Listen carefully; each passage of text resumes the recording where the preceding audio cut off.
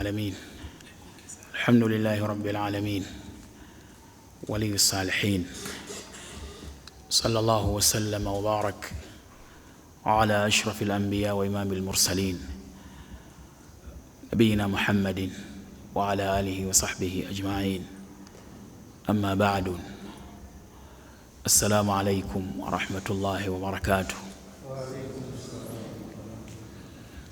أكسوكر الدلة twebaza Allah subhanahu wa ta'ala azzeemu okutusinkanya mu kifo kino mu lunaku luno olw'ekitiibwa.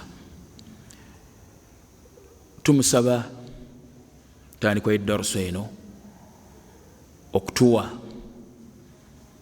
okutegeera eddiini ye nga bw'ayagala era nga bw'asiima. Tumusaba okutusonyiwa okusobya kwaffe lubeerera. Omu ku baakulembera abalongoofu, omu ku bamanyi abanene, al-Imam Ibn Taymiyyah rahmatullahi alayhi yagamba nti omuntu bw'aba abadde agenda okwanukula ebibuuzo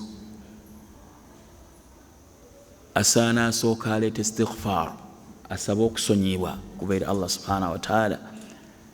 N'agamba nti amazambi gasobola okummisa omuntu tawfiiqi, Allah okumwanguyiriza okutuusa ekituufu nga bwe kiri. Wakadhalik gayinza n'okulemesa omuntu okutuuka ku kituufu n'okukituusa. Saba Allah subhanahu wa ta'ala atusonyiwe, asimulule ennimi zaffe zibenga zituusa obusiraamu nga bw'abwagala era nga bw'asiima bubeere. Oluvannyuma lw'ekyebitiibwa, tuli mu kitabo kyaffe kino. Buli lwe tuba tutandika nkiranga ekiyitibwa sharhu thalathati al-usul, okwanjuluza ebikola ebisatu. Muallifu hadha alkitab, omuwandiisi w'ekitabo kino, huwa al-imam al-jalil, imaamu w'ekitiibwa Muhammadu bun Abdul Wahhab rahmatullahi alayhi, yawandiika ekitabo. Asharihu, omunnyonnyozi, sharihu hadha alkitab huwa sheikhu, huwa samahatu sheikh سبحان الله معالي الشيخ سي سماحة الشيخ معالي الشيخ صالح الفوزان حفظه الله فقل حسن الخاتمة. ekitabo kirina bashurrahu abakyanjuluza bangi nga mbo mulimune al-imam al-allama Muhammad bin Salih al-Uthaymin, kiriko sharhi thalathati al-usul nga omu ku bamanyi abanene Sheikh Muhammad al-Uthaymin yakyanjuluza ekitabo, ne Sheikh Abdul Aziz al-Sudais, Abdurrahman bin Abdul Aziz al-Sudais, ne Sheikh Abdurrahman al-Barrak, ne amashekh abalala.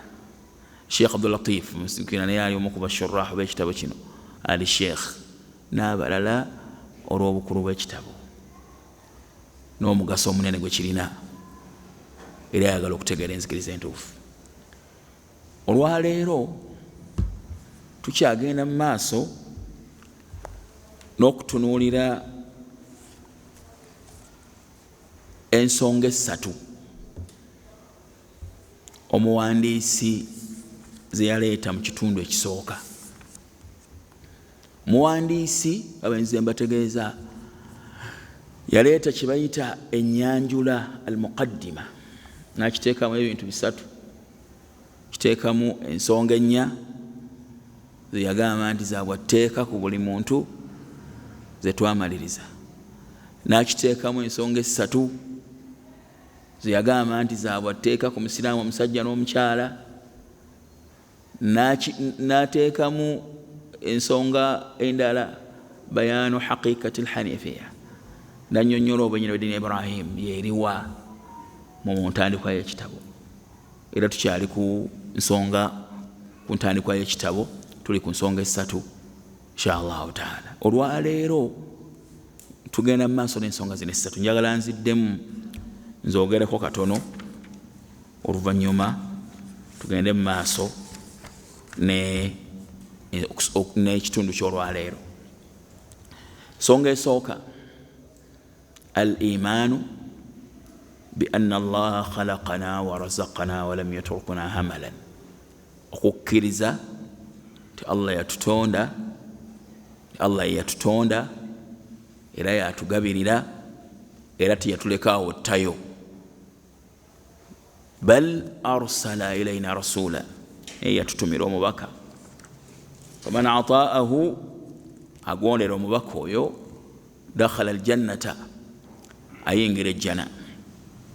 Waman asaahu, ajemera omubaka oyo, dakhala naara, ayingira omuliro. Ensonga esooka.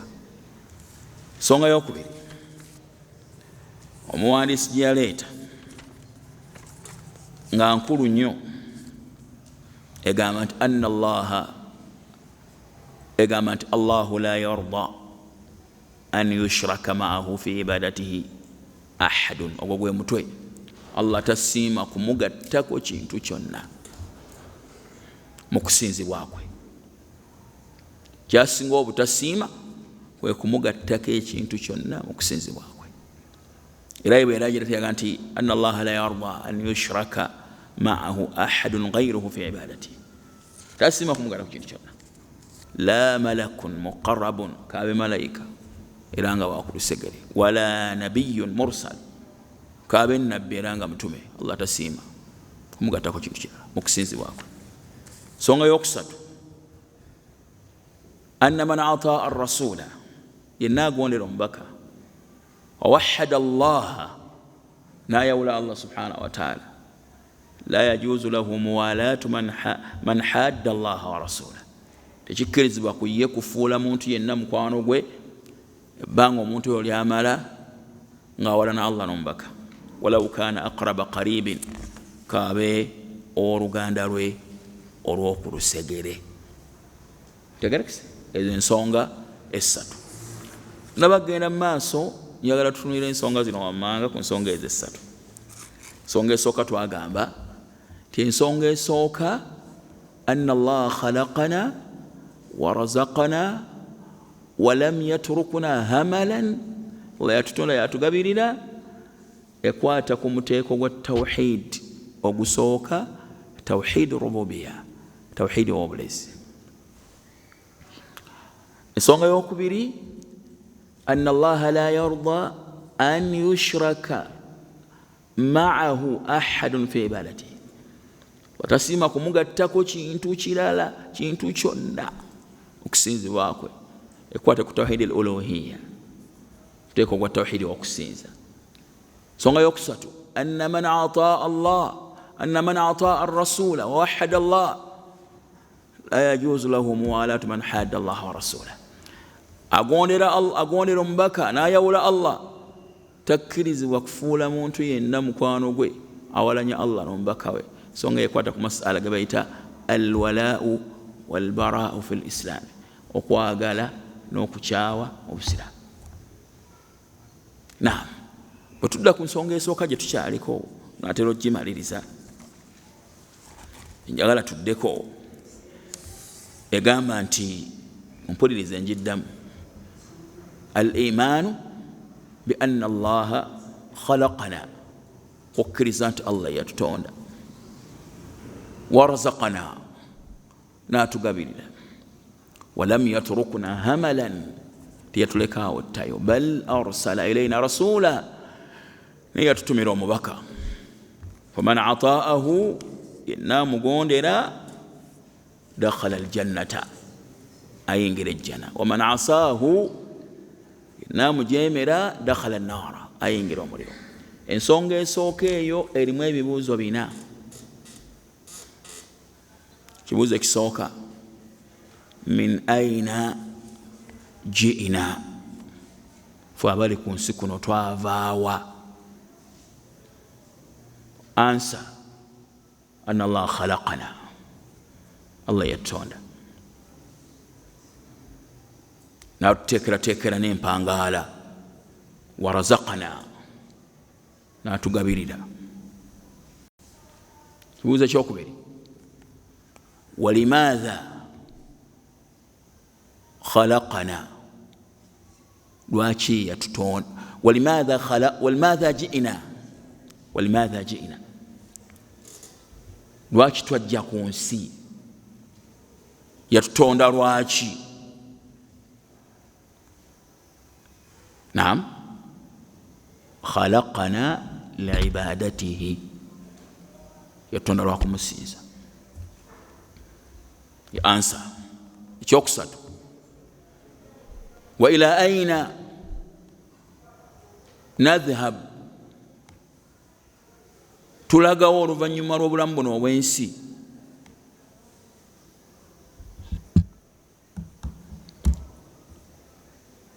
Tulagawa oluvannyuma lw'obulamu buno obw'ensi. Nakyo kiri mu nsonga eno esooka, okuddamu tugenda kuzuukira, tugenda kudda eri Allah subhanahu wa ta'ala. Oluvannyuma lw'okufa tugenda kuzuukira tudde eri Allah subhanahu wa ta'ala atulamule. Agenda kutulamula ku ki? Agenda kutulamula nga asinzira ku nsonga gy'asinzirako okututonda. Naam, abagituukiriza bayingire jjana, abatagituukiriza bayingire omuliro. Kibuuzo ekyokuna kiri ku nsonga y'emu mas'ala gano, kaifa na'budu Allah, tusinza tutya Allah subhanahu wa ta'ala? Yatutonda kituufu, tutonda lwa kumusinza, tumusinza tutya? Kama nuridu au kama yuridu, nga bwe twagala oba nga bw'ayagala. Nga bw'ayagala. Walam yatrukna hamalan, teyatulekaawo ttayo nti atutonze lwa kumusinza kati buli omu akole nga bw'ayagala.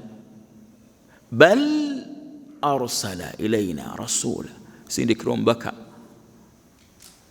mbaka akole mulimu kyoyo, atunnyonnyole butya bwe tusinza Allah.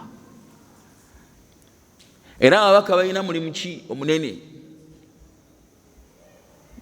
Kunnyonnyola abantu kkubo libatuuse eri Allah subhanahu wa ta'ala. Nga Sheikh Muhammad al-Uthaymin baga nti ababaka songa enkulu lwaki Allah yabatuma ziri ssatu. Songa esooka, iqamatul hujja ala nnas, okujjawo okwekwasa ku bantu. Oluvannyuma lw'ababaka okujja, abantu tebalina kwekwasa, tetwamanya. Baatumirwa ababaka babannyonnyole nti gano mazima, buno bulimba. Allah asinzibwa bw'ati. Allah kati wama kunna mu'adhibin hatta nab'atha rasulan, esobola kubonereza bano sibasindikidde babaka. Rusulan mubashirina wa munzirin, babaka basanyusa era batiisa. Otyo lialla yakuna linnas hujjatun ala Allah ba'da ar-rusul, abantu baleme kuba na kyakwekwasa oluvannyuma lw'ababaka. Akati ogenda kutubonereza otya nga tewatutumira ababaka? Otubonereza otya? Nsonga y'okubiri, lwaki ababaka baatumwa? Bayanu tariqi al-musil ila Allah ta'ala, baatumwa bannyonnyola abantu ekkubo eri batuuse eri Allah subhanahu wa ta'ala. Kubanga abantu tebandisobodde kumanya kituufu. Naam, baatumwa bannyonnyola abantu ekkubo erikola litya? Etuuse abantu eri Allah subhanahu wa ta'ala nga basiimye. Ekyokusatu, baatumwanga rahmatan lil khalqi, nga kusaasira eri ebitonde. Lwaki? Abantu baali tebasobola, abantu bandibadde batewaana nnyo okuba nti bayiiya butya bwe basinza, nga bwe basinza tebirina ndagiriro. Naye okujja kw'ababaka kulimu okusaasira abantu, ti abantu bannyonnyola abantu, ababaka bannyonnyola abantu butya Allah bw'asinzibwa. Bwe kiri, singa omusajja akugamba ntera okukyogera, nakutwala ku radio paalo, nakugamba nti gwogenda okukola ku system y'ebyuma abantu okusobola okubeera nga amaloboozi gabatuukako nga tamaze kukusomesa butya bwe bateekateeka byuma kubeera nga abantu ledi eyogera osobola okumala olunaku olulamba kituufu nga weetooloola mu studio n'okwolona nga kwotadde lwaki tomanyi toyigiriziddwa ntegereka ne Allah okutonda abantu n'abalagira okumusinza abatonze lwa kumusinza aye n'abaleka beeyiyize otya basinza baba bagenda kutawaana nnyo wa hadha yadhhar kathiran kyekyeyoleka nnyo kuba naffe bwe mulabanga abantu bakulugguka batambuza bigere okuva ebule n'ebweya bagenda gindi kusinza hatta n'atalina zimuzza atambula olugendo okuva mu nsi endala ajje mu nsi endala ajja ku ibaada naye nga teriyo ibaada Allah gy'alaalika ku muntu teri muntu Allah talaalika ku muntu ku ibaada gy'atalinaako obusobozi awala ne bafiira mu makubo ne batuuka gye bagenda okukolera ibaada ne babeera nga ebikolebwayo si ibaada nga tebiweesa kitiibwa kubanga buli omu akola kubanga bikolerwa ku ntegeera y'abantu nandaba y'abantu buli omu ayiiyanaga nti osanga bwenkola kino kyayagala osanga bwenkola kino kyayagala osanga bwenkola kino kyayagala tunuire abalala abalokola abali ku makubo abakazi bajja ne bambala sikaati zaabwe nyimpi n'emitwe gyabwe nga giri bweru mu mbeerayo ne bajja ku makubo ne batandika okuzina amazina tebalina ndagiriro abantu abatalina ndagiriro ya kusinza babonaabona nnyo so abantu abalina endagiriro y'okusinza tebabonaabona kubanga bakola ekyo kyennyini ekyabalagirwa mu kiseera ekitono nga bakikoze nga bakiteekeddwa okukola ki okukolebwa eswala ogiraba erina system erina ebiseera byesaalirwamu bantu ne bagenda ne bakola n'ensaala gyekola atya gyesaalirwamu sigana abantu nga banakyaki eno ezina edda kyennyumanyuma ngaeri ezina edda mu maaso ngaeri ezina ewanisa emikono ngaeri ezina ekola bweti omutawaana tewali ndagiriro ntegerekesa ekyo kibuzo ekyokusatu ekyokuna kaifa na'budullah tusinza tutya Allah subhanahu wa ta'ala kama nuridu au kama yuridu nga bwe twagala oba nga bw'ayagala nga bw'akola ki nga bw'ayagala tumanya tutya nti bw'ati bw'ayagala tumusinze ntariki rusuli babaka bakola batya batunyonyola hijja ekolebwa bweti eswala esaalibwa bweti okusiba kubeera bwe kuti gwe mulimu gw'ababaka kyabaka balina ensonga 3 lwaki bajja mu nsi batumwa songa esooka iqamatul hujja kujjawo okwekwasa eri abantu songa yokubiri bayanu tariqi almusil ila Allah batumwa okunnyonnyola abantu ekkuba eri batuuse eri Allah timusinza bwe muti ekyokusatu rahmatullahi ala alkhalqi kujja kwabaka kusaasira kwa Allah eri ebiki bereme kubonaabona nakwetuminkiriza kola Abdullah Masudi agamba nti al-iqtisadu fi sunna khayrun min al-ijtihadi fi al-bid'ah ti omuntu okukola ekintu nga akola ekyo ekiri sunna nga kyaluubirira kino Allah kiyalagira kino mbaka kiyasomesa khayrun ekisinga obulungi min al-ijtihadi fi al-bid'ah okusinga okukozesa amaanyi n'okulafuba n'okwenjawulo okukolera mu kuzuula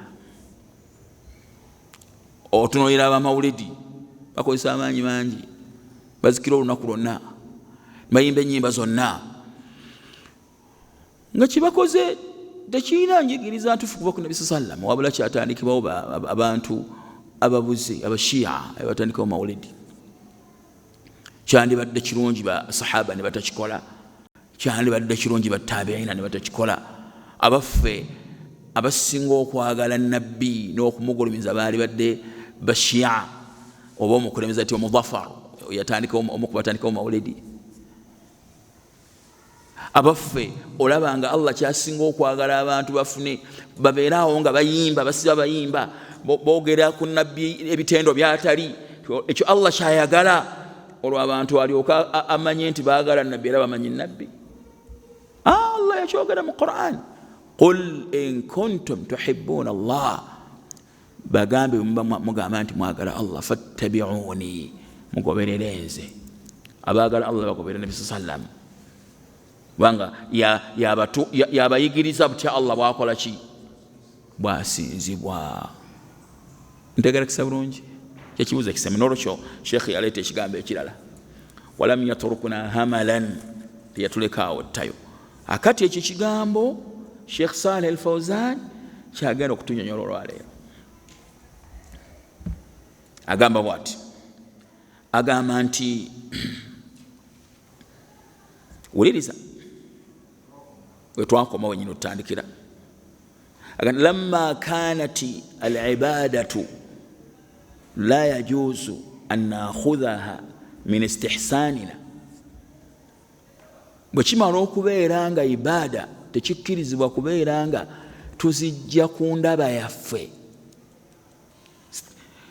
nti kirabika kino kirungi, olw'okuba kino kirungi kirabika ibada. Bwe kimala okubeera nga ibada tezijjibwa tekikkirizibwa kubeera nga okusinza kwonna kusinziira ku ndaba yaffe na ntegeera yaffe. Naam, au lamma kanat al-ibadatu la yajuz an nakhudhaha min istihsanina au taqlidi fulanin, oba okugoberera gundi atamanyiddwa au alanin, oba amanyiddwa mu bantu, tuzijja ku gundi oba gundi amanyiddwa oba atakola ki, atamanyiddwa oba amanyiddwa min annas, mu bantu. Arsala Allahu ilayna rasulan, Allah yatusindikira omubaka. Yakola atya? Yakola atya? Sindikira omubaka. Arsala Allahu ilayna rasulan, bwekiri Allah yatusindikira ababaka. Tubayinu lana, ababaka batunnyonnyole kaifa na'budu, Allah tumusinza tutya. Mukitegedde? Allah tumusinza tutya. Lianna al-ibadat, kubanga okusinza kwonna tawqifiyya, ay la tathbutu illa bidalilin shar'i. Kama tawqifiyya, tawqifiyya bimaana la tathbutu illa bidalilin shar'i. Teri ibada esobola kuyimirirawo kujjako nga erina obujulizi okuva mu Qur'an wa mu Sunna. Naam, tawqifiyya eyimiridde ku kuba nti Allah yagamba, omubaka yagamba, so si kuba nti gundi alaba bwati ne gundi alaba bwati. Kino kirungi mukikole, kirungi bwe tubeera tuli ku mawuledi nti tulabaganako, ekyo kirungi. Bwe tubeera ku mawuledi nti tuliisa emmere, kirungi. Bwe tubeera ku mawuledi nti twogera ku mutume, twogera ku byafaayo bya nabbi, kirungi. Subhanallah, n'ebirala bibaleeta tubagamba nti birungi, naye kasita mutugamba nti mawuledi kusinza katubabuuza obujulizi. Lianna al-ibadati tawqifiyya, kubanga okusinza kwonna kuyimiridde ku bujulizi. La tathbutu illa bidalilin shar'iyyin, tekusobola kuyimirirawo okujjako nga kulina obujulizi okuva ku Nabi sallallahu alaihi wasallam.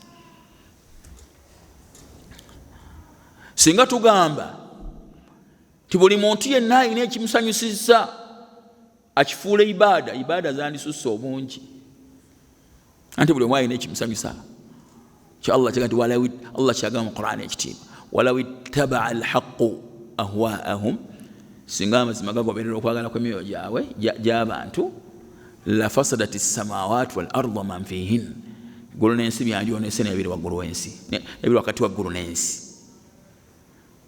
Ono alina kyayagala n'oli alina kyayagala n'oli alina kyayagala. Ogenda okukomekkereza nga Allah tasinziddwa. Singa Allah yaleka abantu buli muntu asinze nga bw'alaba era nga bw'ayagala, teyandisinziddwa.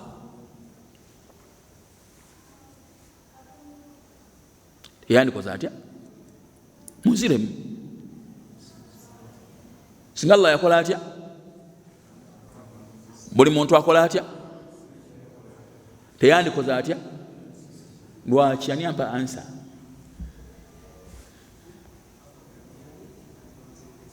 Buli omu yandironzeewo ekyo kyayagala kyaba afuula okusinza. Abazina amazina gati tumusinza na kuzina mazina. Tuzina amazina gaffe nga tumusinziza. Emmotoka z'empaka mwe tuba tuvuga emmotoka z'empaka mwe tumusinziza. Abakadodi fe tumusinziza mu kadodi waffe. Teyandisinziddwa. Naye olw'okuba nti alina butya bw'ayagala asinzibwe, yatuma ababaka batunnyonnyole nti kino kikolebwa bwe kiti, na kino kikolebwa bwe kiti, na kino kikolebwa bwe kiti. Munfunye? Nina ensonga zentera okunyumyako ennaku zino. Bwe twali mu hijja eno eyise nakyogerako, nina ekintu ekyansanyusa. Hijja eno eyise eno ey'omwaka guno, abantu be twagenda nabo be twali nabo mu hijja baali bakama baffe. Twali mu Arafa. Okubeera mu Arafa, okugenda mu Arafa, okubeera mu Arafa kankyogere bwe nti min arkaani alhajji, mu ku mpagi za hijja. Okubeerayo paka enjuba okugwa teeka. Abamanyi bawola wakati w'etteeka n'empagi. Omenya etteeka osobola okuba n'enzibikira gy'olizibikira n'owo omutango. Omenya empagi hijja yo neefa nga bwe kiri ku ssala. Kakati okuvaayo nga okubeerayo mpagi, okuvaayo nga enjuba emaze okugwa teeka. Singa omuntu agendayo n'aba enjuba tennaba kugwa aba atuukiriza empagi aba agifunye, era abalibwako hijja. Singa omuntu ajjayo n'ava mathalan ku ssaawa nga 9 n'afuluma Arafa, abalibwa nti haaji naye alina omutango, amenya etteeka tavuddeyo ng'enjuba emaze kukola ki? Emaze kugwa. Kale okubeerayo paka enjuba okugwa tteeka. Ompulirize.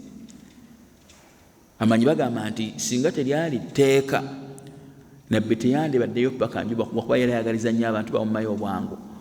Yandivuddeyo ng'obudde bukyali, abantu bali mu kufuna kaluubirizibwa kwonna. Naye yavaayo ng'enjuba emaze okugwa. Kasita yagwa n'alyoka avaayo. Magaribi n'agisaayira ne Isha n'agisaayira e Muzdalifa. Hijja.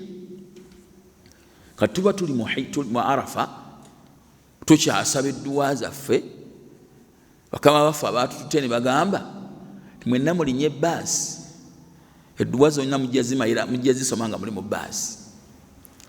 Ekyabulayo essaawa nga nnamba enjuba okugwa, tulinnya bbaasi.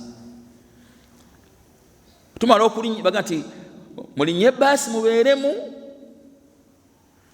tusembere okumpi n'ensalosalo za Arafa, tulinde enjuba egwe. Tulinnya bbaasi ne zitambula mpola mpola ne zijja ku nsalosalo za Arafa.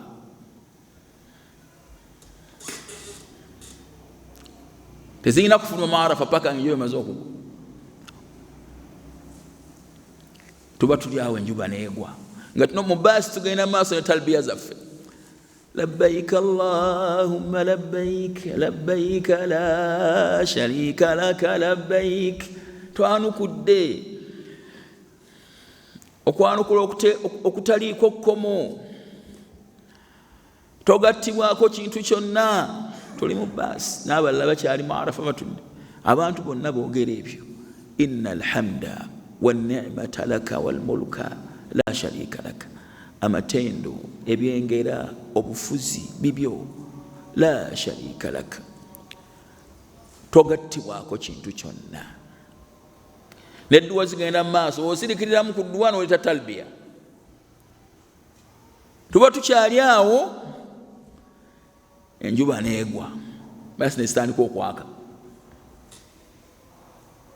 basi ne zisimbula.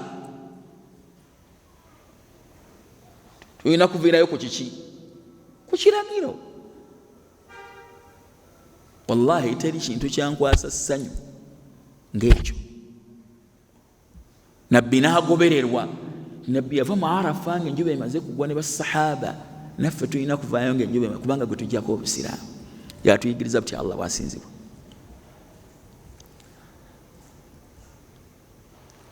Mu hijja endala yali naku lwaliro 11, nayo nakiraba n'amaaso gange. Abantu bagenda ku kiwajji okusuula obuyinja nga tteeka balina kubusuula ng'enjuba emaze kukyoka, dhuhuri emaze okuyingira.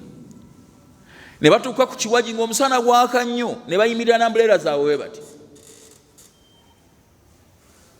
Mina yenna najjula abantu, amakubo ne gajjula, bayimirira n'ambuleera zaabwe bwe bati. Tebalina kusuula buyinja nga tennaba kukyuka. Omwazi nyinayazi ne batandika okusimbula okutambula ogenda ku kiwajji. Ne bannabbi tanga mwe bali. Kitegeeza ki? Al-ibadaatu tawqifiyya. Okusinza la tathbutu illa bidalilin shar'iyyin. Tekubeerawo okujjako nga waliwo obujulizi obukuyimirizaawo. Al-aslu fi al-ibada al-hadru wal-man'u. Etteeka erifuga okusinza, kuba nti okusinza kiri haramu okusinza, okutuusa lw'ofuna obujulizi obukulagira okusinza. Tosinza businza nga bw'oyagala. Ntegerekese?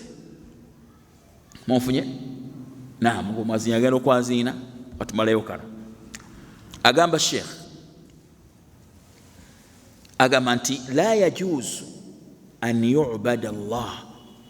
Tekikkirizibwa kusinza Allah bishai'in, na kintu kyonna, illa bima shara'ahu, okujjako n'ekyo kyeyakola ki?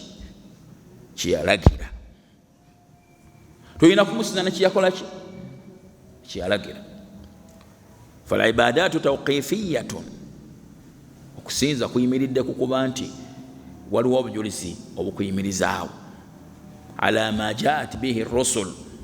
Okusinza kuyimiridde ku ebyo ababaka bye bajja nabyo alayhim salatu wassalam. Falhikmatu min irsali rusuli, olwo ekigendererwa mu kutumwa kw'ababaka, an yubayinu linnaasi, bannyonnyola abantu kaifa ya'buduuna rabbahum, basinza batya katonda waabwe. Wayanhaunahum, era ababaka baziyiza abantu ani shirki wal kufri billah, abagaana okugattako Allah, abagaana obukafiri, abagaana okuwakanya Allah. Kyekigendererwa ekikulu mu kutumwa kw'ababaka. Alina statement emabega gye yakola, njagala mugiwulirize. Abawano saagibannyonnyola, Fawzani yagikola ku kigambo maarifatu nabiyihi. Yagamba bw'ati, statement kangi basomere babuuze ekibuuzo kuyo, omwazi nyayaziine.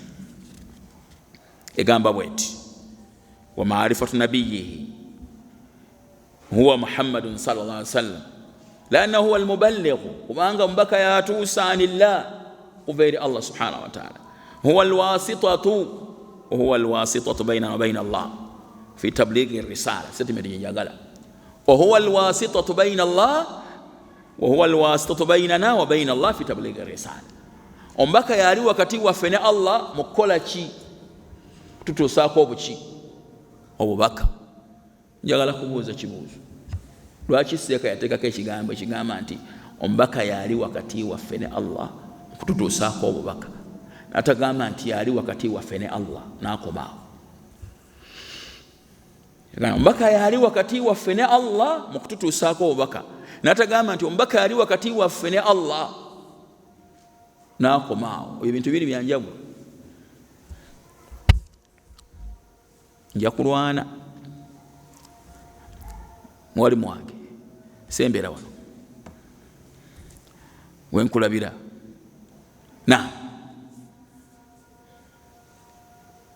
Naam Zak Hamza.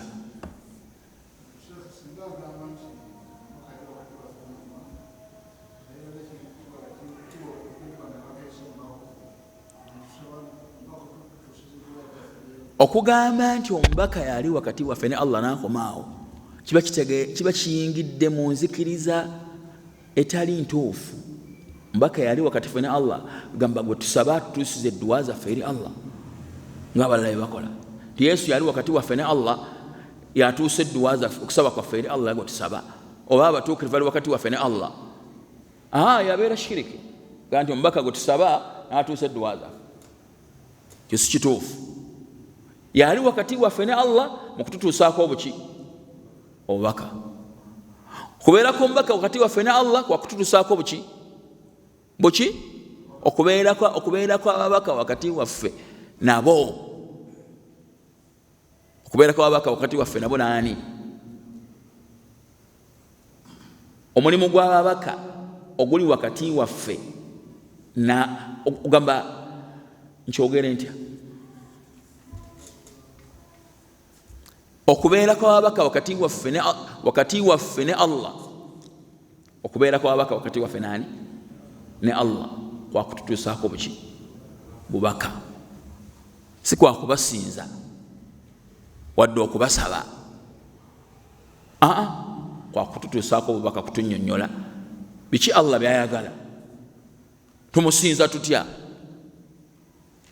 Abalala balowooza nti ababaka okuba nti babaka abatuusaako obubaka okuva eri Allah subhanahu wa ta'ala kitegeeza kuba nti be tulina okusaba batuusize edduwa zaffe eri Allah subhanahu wa ta'ala.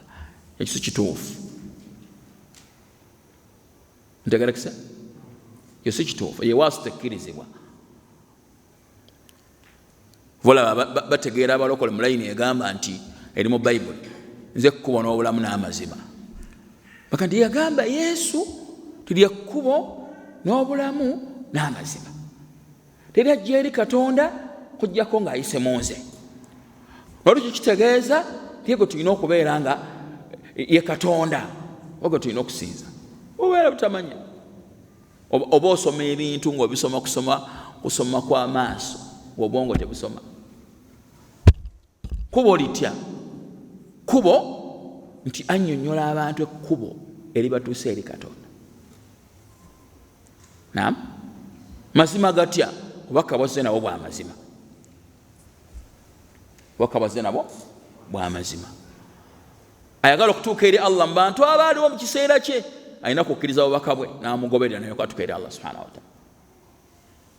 Ekitegeeza nti afuuse Katonda, abantu bamusinze mbw alyoka abatuusa eri Katonda.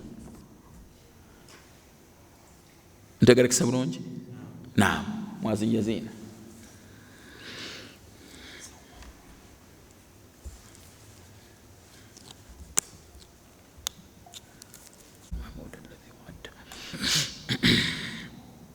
Naam, assalamu alaikum warahmatullahi wabarakatuh. Tujja n'okuba nsubira Allah ngakkiriza tujja kubako ne bye tusoma mu kitabu kya Sheikh ku nsonga yennyini yamadde njogera. Naye katumale okutunula bigambo bya Sheikh we tukomye tulyoke tukome weeno. Naam. Naam. Naam. Egamba etya?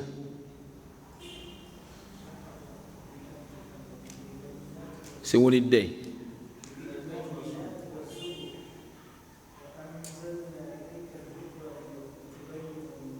Ma nuzila ilayhim wa anzalna ilayka dhikra litubayyina linnas ma nuzila ilayhim. Nakusako Qur'an onyonyola abantu obako busiddwa gye bali obujulizi obulala. Naam.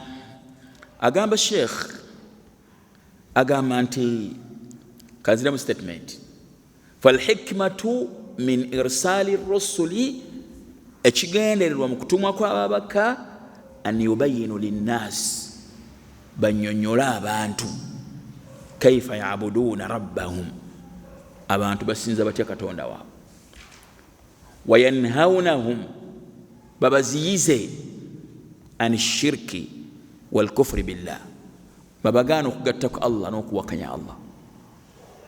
Naam, kigendererwa kikulu. hadhihi muhimmatu rusul ogwe mulimu gwaki gwabaki gwababaka tebalina kirala alayhim assalatu wassalam walihadha nikulu ekyo yaqulu alayhi assalatu wassalam agamba nabbi sallallahu alayhi wasallam man amila amalan laysa alayhi amruna fahuwa raddu man amila amalan laysa alayhi amruna fahuwa raddu akola omulimu ogutaliiko njigiriza yaffe gumuddizibwa. falibadatu tawqifiyatun akizeemu okusinza tekuyimirirawo okujjako na bujulizi kuva mu Qur'ani oba Sunna. walbid'u mardudatun bid'a mardudatun buli mulimu gwonna ogukolebwa nga muzuule mu ddiini tegubeera ibada guddizibwa nnyini gwo agukoze. walkhurafat mardudatun alkhurafatu mardudatun n'ebintu byonna ebitaliiko omutwe n'amagulu ebyayita khurafatu ebiri awo abantu bebateebereza obuteebereza nabiyita ibada mardudatun biddizibwa bannyini byo. twalabye ennaku zino omusajja omu alagira omwana simanyi hafidhu alquran amwambaze stokisi simanyi akole biki khurafat nga buli kyonna kyakola tekiriiko obujulizi wabula kiyiye buyiye kipange bupanzi. walkhurafat mardudatun n'ebintu byonna ebiteekebwa mu ddiini ebitaliiko omutwe n'amagulu mardudatun biddizibwa bannyini byo era si busiraamu. ayongerako n'agamba Sheikh wattaqlidu al-a'ma marfudun n'okugoberera okw'ekizibu ky'amaaso marfudun kukola kutya shariya yakugoba tetugoberera bantu kugoberera kwa kizibu ky'amaaso. muzibu w'amaaso muzibe agoberera omuntu nga tabuuzizza gyamutwala. naam agoberera mugoberere kuba gyagenda ye talabayo ono yamulabira. munfunye tetugoberera bantu kugoberera kwa kizibu ky'amaaso. alhaqu la tu'rafu birrijal wa innama arrijalu hum alladhina yu'rafuna bilhaqqi. amazima tegamanyibwa n'abantu wabula abantu bamanyibwa n'amaki. amazima ge gamanyisa bannyinigo. amazima gamanyisa bannyinigo so si abantu okumanyisa amazima. mutegedde kigambo ekyo? obitegedde ebyo? tugambye tutya? amazima ge gamanyisa bannyinigo so si bantu kumanyisa mazima. olaba gundi olaba seeka gundi owadde guli dokita ali ku mawuledi kitegeeza ndi ago mazima la. naam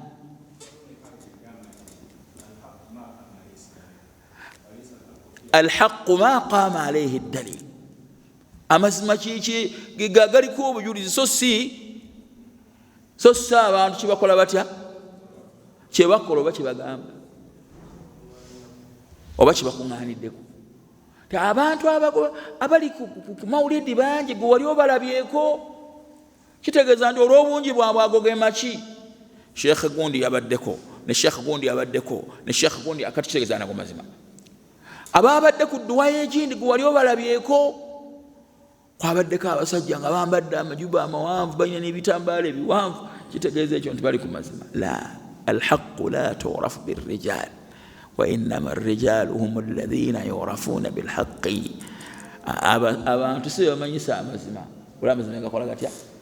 gabamanyisa gatya gabamanyisa omuntu wa Qur'ani egamba kiti Qur'ani egamba bweti nabbi agamba kiti ate gundi seka gundi agamba ati anti bwatyo bwagamba kitegeeza ni gundi ali ku mazima Sheikh Abdul Wahhab rahimahullah ta'ala ndo mukasukira ebisi Sheikh Islam Taymiyyah ndo mukasukira ebisi ekibuuzo Ibn Taymiyyah kyagamba kyawukana Qur'an oba kyawukana sunna nedda kitegeeza mutuufu kitegeeza nti ali ku mazima Sheikh Abdul Wahhab kyagamba Qur'an kitegeeza mutuufu nakuzana waliwo omusajja ababeera ku TikTok bamulaba ayogerera abashia ajja nayogera ebigambo bingi nga tebiriko obujulizi bwaba ayanukulanze ne Seeka Hamza Kaira baleta efaananyi ne babigatta kirala ne bakitegeera kiteeka eri nayogera ebigambo bingi n'agamba muyinza muti okubanga mugamba abantu abalwaniridde obusiraamu abashia nti si basiraamu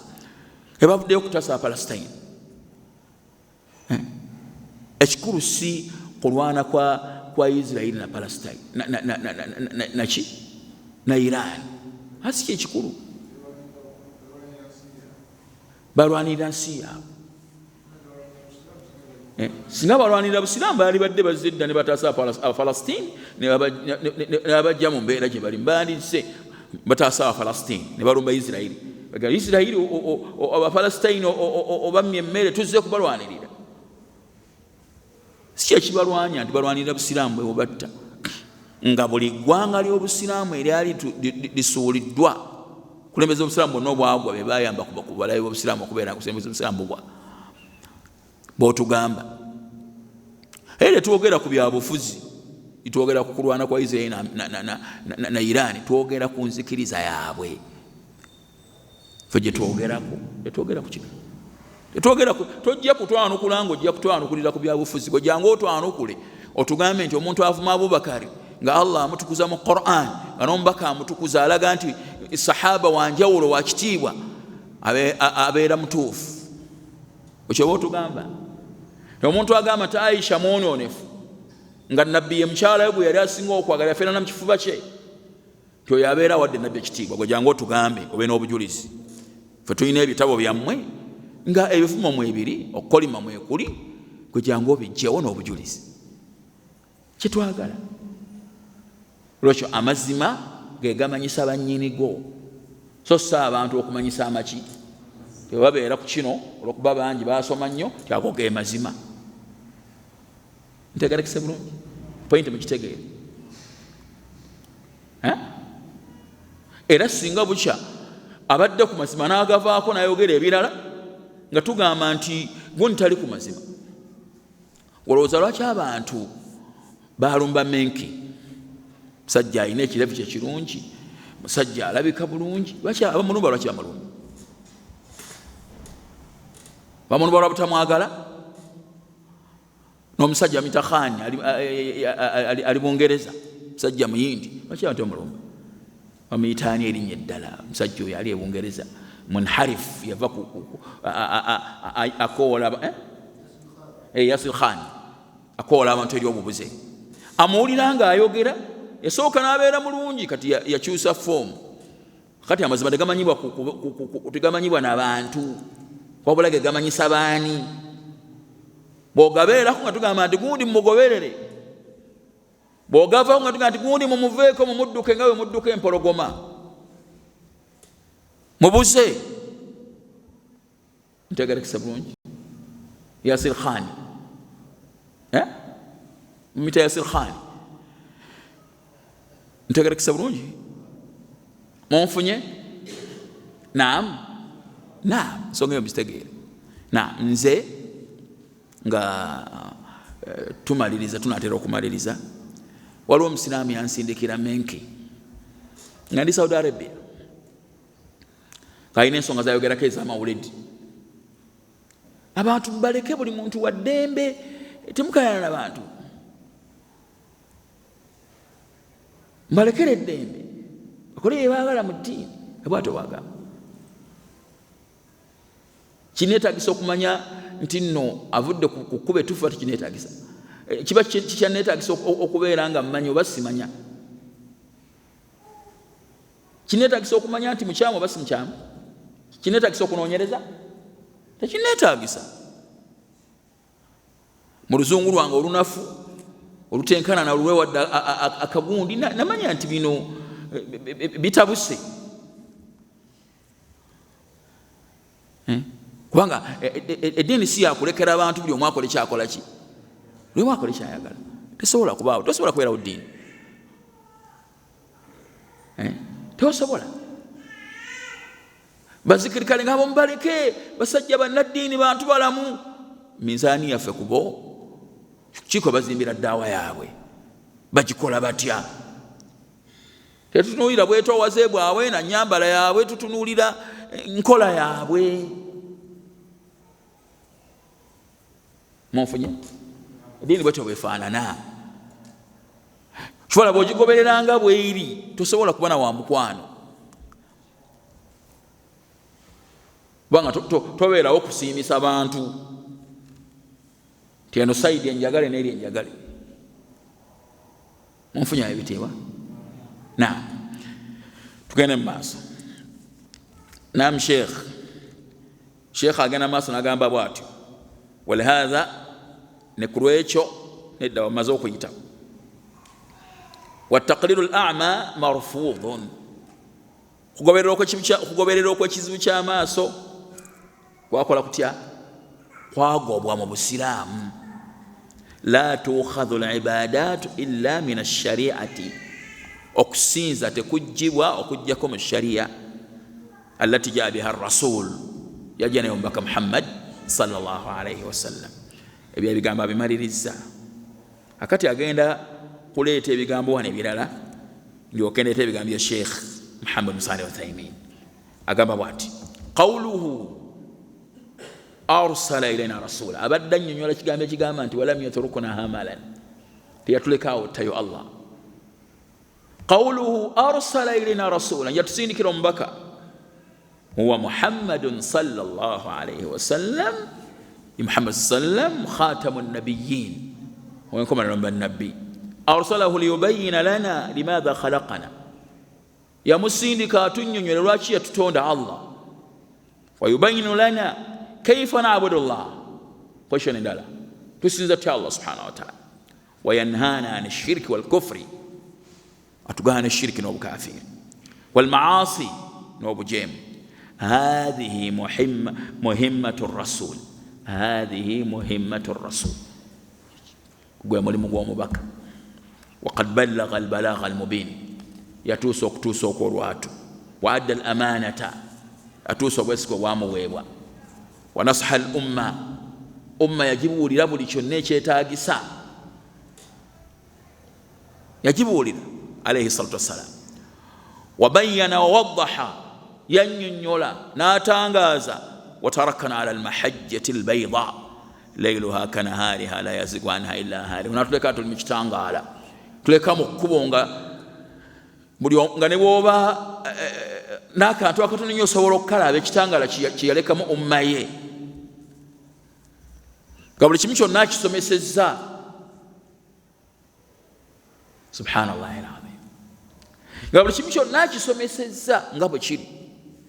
Wala Abdullah ibn Mas'ud radiyallahu anhu, kansina bakwogera bya ibn Mas'ud, waliwo hadisi egamba nti nabbi agamba taraktukum ala al-mahajjati al-bayda, balese ku kkubo ttuufu eryeyolefu, layluha kanahariha, balese mu kitangaala nga toyawula wakati wa misana na kiki na kiro.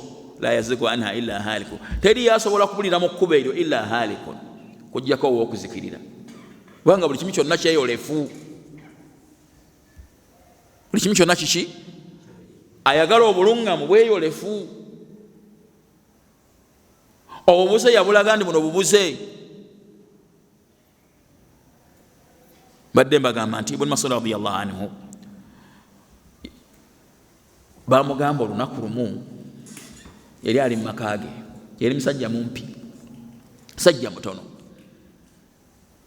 Abu Musa al-Ash'ari sahabiyun jalil, najja gy'ali namugamba n'abasahaba n'abantu abalala be yali nabo, bamugamba nti omuzikiti tulabyeyo abantu nga basoma obulaadi mu nsoma efaanana bweti ne bweti. Waliwo abantu abasoma obulaadi mu muzikiti nti balina abakulembera agandi kabir mi'a mugende Allahu akbar muni 10 halilu mi'a mugende la ilaha illallah muni 10 ngabatu bwebatwe basoma obuladi ngokusoma obuladi ko bali basoma obuladi sikubi ninge nsoma jwa basoma yakana kuiza kuna nafsi sallam kusoma okutendereza Allah nga sikubi uli akati ogamba ati Allah subhanahu wa ta'ala agenda kutubonereza lwako mutendereza lwakwogera ku mutume neddo okwogera ko nabisi okumwogera ko si kibi naye mumwogera ko muti kaifiya na mwogera ko muti mwogera ko nga mwagala waliwo enjigiriza entuufu mu kumwogera ko tegereka okutendereza sikubi naye mutendereza muti mugoberera kiki mugoberera mu kutendereza ko mugoberera nabbi nga bwe yayigiriza abo muteekawo byamu tegereka bulungi Masudi najja mu muzikiti yajja n'enkutu tagisibye nga tenywedde kutu teyanywera bida atandikiriza yali Basra mu kiseera ekyo Ibn Mas'ud radiyallahu anhu yajja enkutu tenywedde nabagani mutwala obubi bwammwe mujowe wamwe muzikiti yamanyirawo nti wano waliwo ekizibu yabagamba engoye za nabbi wammwe tezinnaba kutuka n'ebyombo bye yali akozesa tebinnaba kwatika mutandisewo obubi ng'abatandise ekyo temuli musahaba n'atya n'omu bamugamba nti ya amira al-mu'minin balina empita gye bamuyitamu gye sijjukira n'abagamba nti tutwagala bulungi owange sahaba wa nabi sallam tubadde twagalamu bulungi nagati wakami muridi lil khair lan yudirika bameka abagandi bagala bulungi ne batabutuukako muzeeyo obubi bwammwe kigambibwa nti abaali mu muzikiti ogwo baalabwako ne bakhawariji ennaharawani nga bafumita basahaba ebiso nga bafumita abasiraamu ebiso abaali balabikako imaani bakola azkar baagala kusinza Allah kusinga basahaba ko ibada baagala zikola kusinga basahaba rocho nabbi sallallahu alayhi wasallam tarakana ala almahajjati albayda yatuleka mu kitangala nga n'akantu akatono nnyo bwe kati osobola okukalaba ntegerekese kitangala kyekiriwa alquran wassunna buli kimu ekinyonyonyi buli akivaako abazikiridde era yaba yeerondeddewo okukola ki okuzikirira aga nti wahatha kama fi qawlihi taala ekigambo kya Allah bwagamba alyawma akmaltu lakum dinakum olwaleero mbajjuliza eddiini yammwe Allah bwatu byagamba wa atmamtu alaykum ni'mati nensijuza kummwe ekyengera kyange wa raditu lakum alislaama diina eyo aya eraga nti ekitaali ddiini nga nabbi waali tekisobola kubeera ddiini oluvannyuma lwa nabbi nga Imam Maliki wagamba tekitaali ddiini nga nabbi waali tekisobola kubeera ddiini olwaleero kuva mu katemba abantu gwe balimu otunuulira bannabida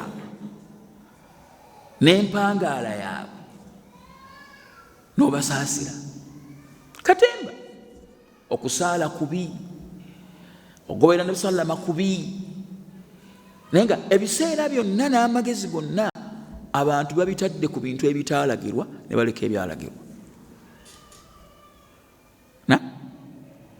osiŋŋaana nga engoberera egamba ebyalagirwa banafu nnyo ebitaalagirwa babiteekamu amaanyi mangi bwatyo bidaa bwafaanana bwajjajja ku muntu sunna n'atwala ekifo ekibaddemu sunna muntu n'aleka ekintu ekyangu kyasobola okufunamu empeera n'akola ebingi ennyo ebitali mu mpeera ogobeera musiiba kumanya bidaa mubi nga mpumbawumba ebitibwa olwaleero njagala kusoma ebigambo bya Sheikh Muhammad Ali Uthaymin emabega katono wabaddewo omukola ekibuli kolo gwali gwakukuza matikkira ga mukulu abantu ne bakuŋŋaana kuva ebule n'ebweya. Naye tosobola kufuna mukisa gufaanana bwe gutyo ng'oli musalafu, singa obadde musalafu, n'okuŋŋaanya abantu abalina obubuzi obw'enjawulo nga gwe olina obuluŋŋamu, n'otaba na nteekateeka egamba nti abantu bano tubatuusaako tutya obuluŋŋamu bonna nabo babumanye. Amutegedde kye ŋŋamba? Munfuna? N'oteekateeka abasomesa abagenda okunnyonnyola Nabbi Muhammad yaani, obubaka bwe butegeeza ki eri ensi eno, obusiraamu kye ki, biki ebiteekebwa ku busiraamu nga si bituufu. Osanga atawulirizanga ku basiraamu, atawuliriranga ku bubaka bwa busiraamu, n'abiwuliriraawo, n'okwata essaawa nga 3 n'oziwa abasomesa 4 nga bo bagenda kusomesa ku lunaku olwo, bweweekakasa nti basobola okutuusa message y'obusiraamu eri abantu abatali basiraamu abalina obubuzi obw'enjawulo, neeba ne beesobola okutuuka ku mutima. Naye olw'okuba bidaa zibikira abantu abamuliko tebatunuula wala, amazima si ekikulu gye bali okugatuusa eri abantu ab'obusiraamu. Tegereka ekyo abantu tebakirowoozaako, wabula balowooza ku kwogera ku Bwakabaka, kulaga nti obusiraamu bwogera ku Bwakabaka bwe buti, bwogera ku Bwakabaka bwe buti, bwogera ku Bwakabaka bwe buti, kwongera kunyweza abantu ku ekyo kye balimu. So okubanga obaako nekyobategeeza, batandika okubanga abalowooza Allah bawadde okulowooza, babaako ne kibatandika okufumiitirizaako n'okunoonyereza ku busiraamu. Oba oliawo Allah subhanahu wa ta'ala n'abawonya obubuze ne bakkiriza nti la ilaha illallah Muhammadu rasulullah, tebawona okuyingira omuliro. Tunuulira omukolo n'ogutunuulira nga gwa byabufuzi byereere, so nga we guli kyekifo ekitandikirwamu obusiraamu okusaasaana mu Uganda. Ntegerekesa bulungi? Obutawaana butagobera Nabi sallam. Ntegerekesa bulungi? Njagala mbasome bya Sheikh, ekitabo kizze ne mu maaso gange mubiwulirize. Sheikh ani gwe ngenda okubasomera, mulemba ngenda okusoma ebigambo bembuuza ekibuuzo ekyo. Waliwo erinnya lye muyita Sheikh, muli muyite Sheikh mukulu, Sheikh mukulu, Sheikhul Islami, Sheikh mukulu. Ngenda kubasomera ebigambo Sheikh mukulu. Allahumma nawwir qabrahu, nsaba Allah ateke ekitangala mu ntaanaaye kama nawwarana bi'ilmihi.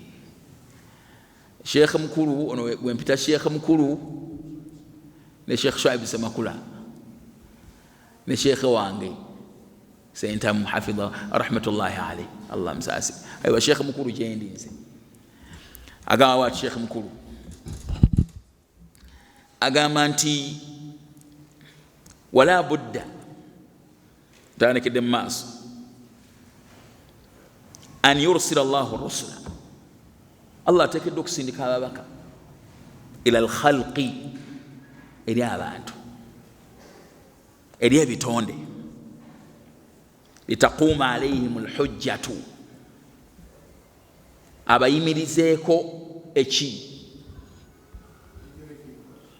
abajjeko okuba nti beekwasa, ayimirizeewo obujulizi obulaga nti kino kiri bwe kiti, kino kiri bwe kiti, kino kiri bwe kiti, temukyalina kyemwekwasa. walyabudu llaha, basinze Allah abantu, bima yuhibbuhu wa yarda, n'ebyo byayagala era byasiima. Otegeeza statement, basinze Allah nga bamusinze n'ebyo byakola ki, byayagala byakola ki. Qala Allahu tabaraka wa ta'ala, inna awhayna ilayka, twakuwa obubaka, kama awhayna ila nuhin, twabuwa Nuhu wannabiyina min ba'di, ne bannabbi abajja oluvannyuma, wa awhayna ila Ibrahima wa Ismaila wa Ishaqa wa Yaquba wal asbata wa Isa wa Ayuba wa Yunusa, paka alagana bano bonna Allah yabawa obuki, Allah yabawa obuki, lwaki abo bawa banyola abantu ti Allah bwasinzibwa paka yajeko kyabaletana aya endala agamba nti wa rusulan qad qasasnahum alayk alo benkubuuliddeko min qablu wa rusulan lam naqsusuhum alayk wano ne besikunyumirizaako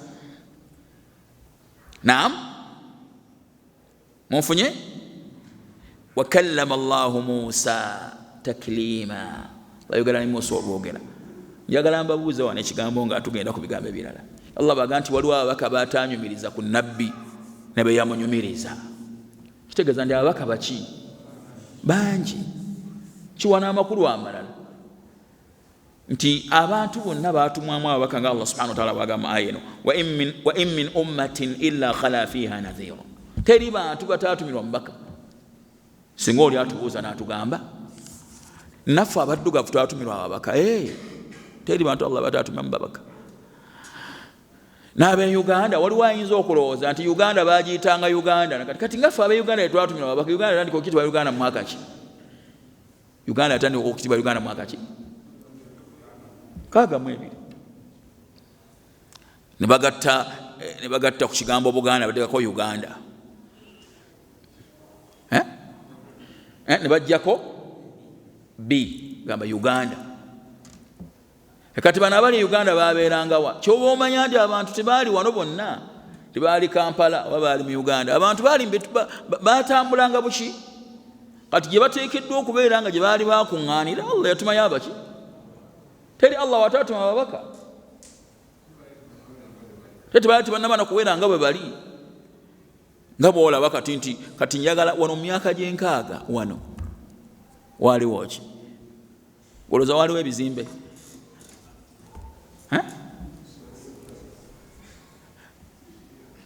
akati endowooza nti kakati ffe naffe twatumirwa ababaka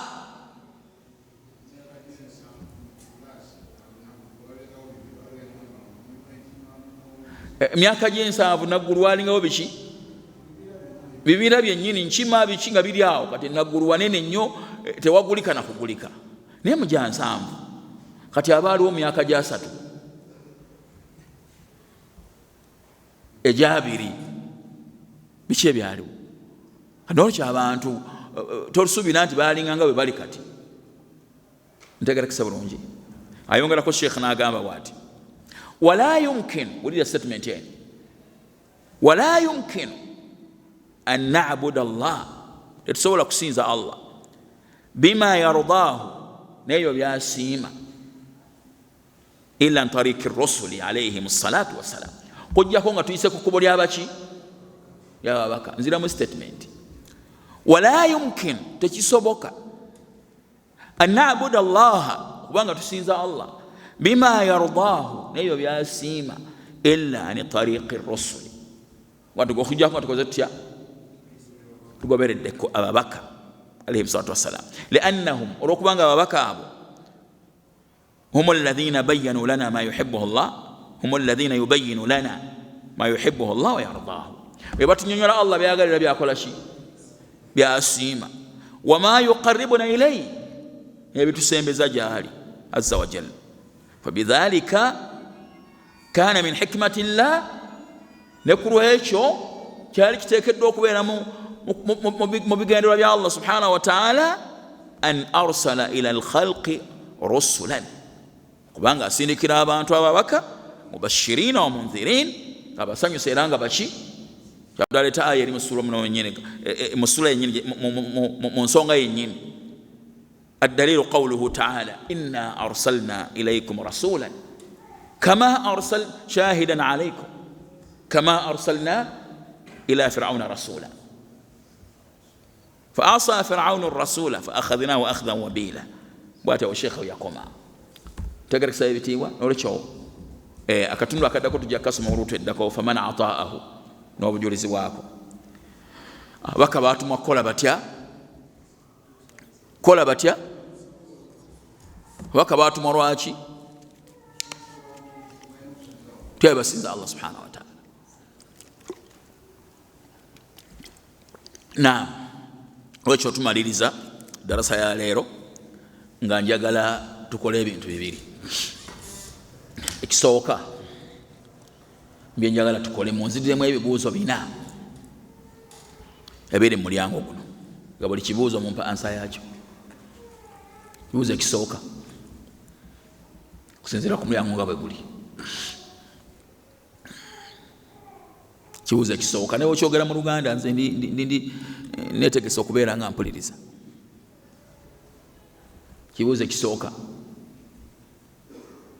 min aina ji'ina, twavaawa. Kikwanaganye n'ekibuuzo kiyinza okugamba nti ani yatutonda. Kuddamu Allah yatutonda. Twavaawa, Allah yatutonda. Allah yakola atya? Yatutonda. Ekibuuzo ekisooka. Ekyokubiri, mumpulirize, lwaki Allah subhanahu wa ta'ala wamala okututonda yatuteekerateekera butya bwe tunaawangaala, n'ateekateeka ebyokulya, n'ateekateeka ebintu ebiri mu nsi bye tugenda okukozesa, gano mayinja agatuzimbisa, bino biki, gano mayanja agalimu amazzi ge tunywa, ebyennyanja bye tulya, n'ebirala byonna nga bwe biri. Lwaki yabituteekerateekera ebyo? Nakyo kibuuzo. Sigenda kukkiriza nze mbampa ansa yakyo abadan. Ekituufu ekyo nina pointi gye njagala oggyeyo. Lwaki yatutondera ebyokulya, ebyokunywa, n'atukolera enteekateeka yonna ey'empangaala.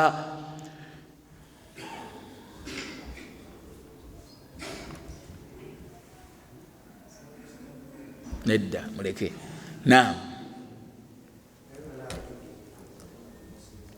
Yabituteekerateekera tubyeyambise okutuukiriza kyatutonza. Yabituteekerateekera tubyeyambise okutuukiriza kyatutonza. Byonna bye tulina mu nsi tetubirina lwa nsonga ndala. Beeyambisa okutuukiriza kyatutonza. Onfunye? Ekibuuzo kyakubiri. Ekyokusatu nakyo kibuuzo. Lwaki yatutonda? Ansa twaje kibuuzo ekyokulwa kifunye. Lwaki twajja mu nsi? Songa ki yatuleeta? Twavaawa, yatutonda. Songa ki yatuleeta? Kola ki? Kumusinza.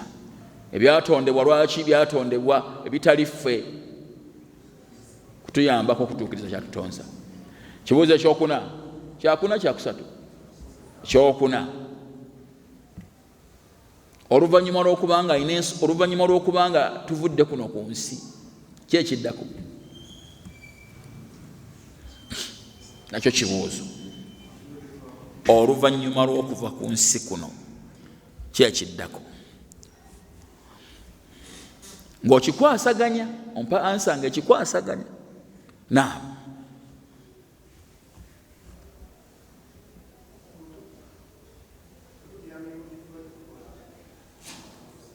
Oluvannyuma lw'okuva ku nsi kuno ekiddako kukola ki? Kusasulwa. Tusasulwa lwaki? Kusasulwa kuno kuyimiridde ku ki? Okusasulwa kuno kwe tugenda okusasulwa nga tuvudde mu nsi kuyimiridde ku ki? Bannaye mumpe ansa eziriyo.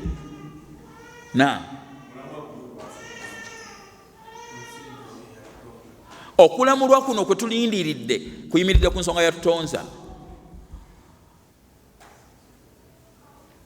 Okulamulwa kuno kwe tulindiridde kukola kutya? Kuyimirira ku nsonga yatutonza. Abaagituukiriza bayingire gye, n'abatakiza bayingire omuliro.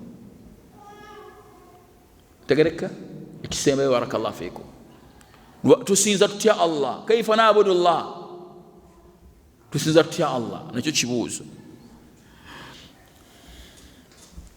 Gwe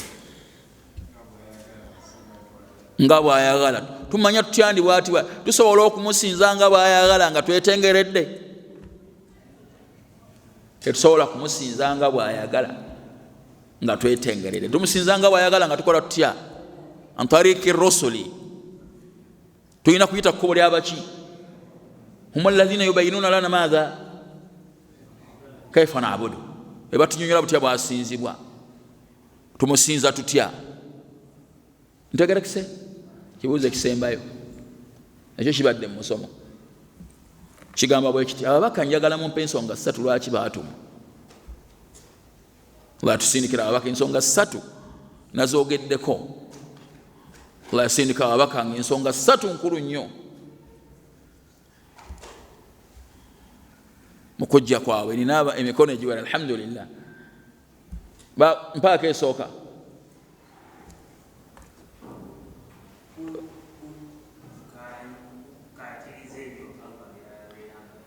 kirungi mpa esooka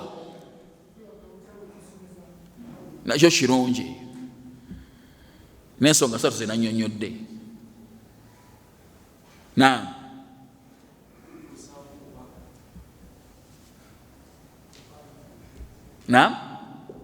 iqamatu lhujja ala lkhalqi okujjawo okwekwasa eri abantu tetebatumya ababaka bagenda kubonerezebwa bwereere allah abalanga bwereere ensonga yokubiri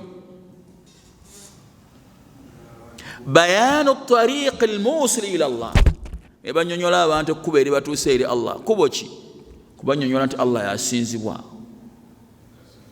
teri kisinzibwa mutufu okujjako ye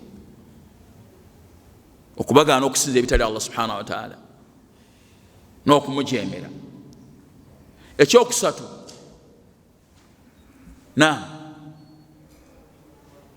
naam rahmatullahi ala alkhalqi mu kutumwa kwawe mulimu okusaasira kwa allah ku bitonde kutya anti ebitonde tebyandisobodde okusinza allah nga bw'ayagala byanditawaanye nnyo ne byetuma bino ne byetuma biri ne byetuma biri ne byonoona n'okwonoona n'abisaasira nga bwagamba omubaka we nti wama arsalnaaka illa rahmatan lilalamin tetwakutuma wala twakutuma ngaoli kusaasira eri ebitonde byonna bakanajja nannyonnyola ebintu mu mbeera yabyo gye biteekeddwa okubaamu mu mbeera ennyangu ebitonde ne bitatawaana abaagaana ababaka ne batawaana abaagaana ogoberera ababaka ne bakola batya ne batawaana ne bamenyeka bamenyekera na bwereere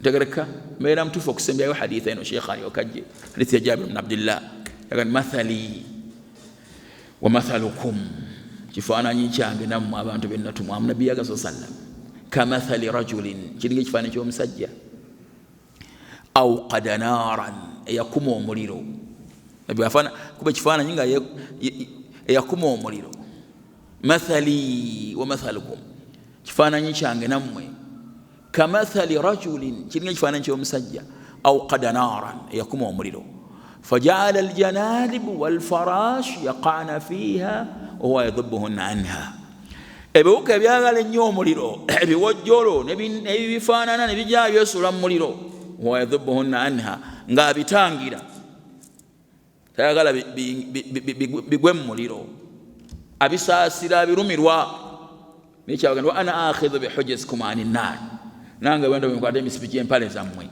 ngamba sikasaagala muyingire muliro halumma ani nnar mujje temugwa mu muliro mujje fatughlibun ne mumpangula ne mugenda mugwesula amakulu okujja kwa mubaka sallallahu eri abantu kusaasira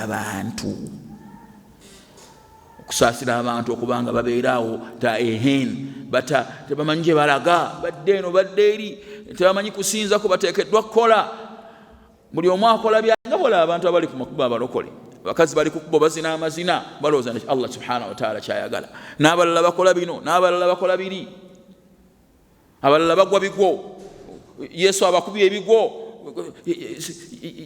yesu agenda kukusitulaho wansi ebyo sallallahu salamatu wal afiya ntegerekese bulungi nsaba allah subhanahu wa taala atuwe enkomerero ennungi atwangwiriza okutuuka gyali nga tusiimiddwa tusonye okusibwa kwaffe n'okwonoona kwaffe asaasire baganda baffe abali mu kunyigirizibwa Falastin asire baganda baffe abali mu kunyigirizibwa Falastin akwate kwoyo akulembedde okubanyigiriza n'okubatulugunya akwate kwoyo akulembedde okubanyigiriza n'okubatulugunya akwate kwoyo akulembedde okubayingiza n'okubatulugunya n'abo abamuyambako atulage ajaiba qudratihi ebyewuunyisa mu buyinza bwe ng'akutte ku bantu abo abali az'amaanyi abatulugunya abaddu be mu ntulugunya etalabikangako. وصلى الله على نبينا محمد وعلى آله وأصحابه أجمعين الحمد لله رب العالمين. السلام عليكم ورحمة الله وبركاته.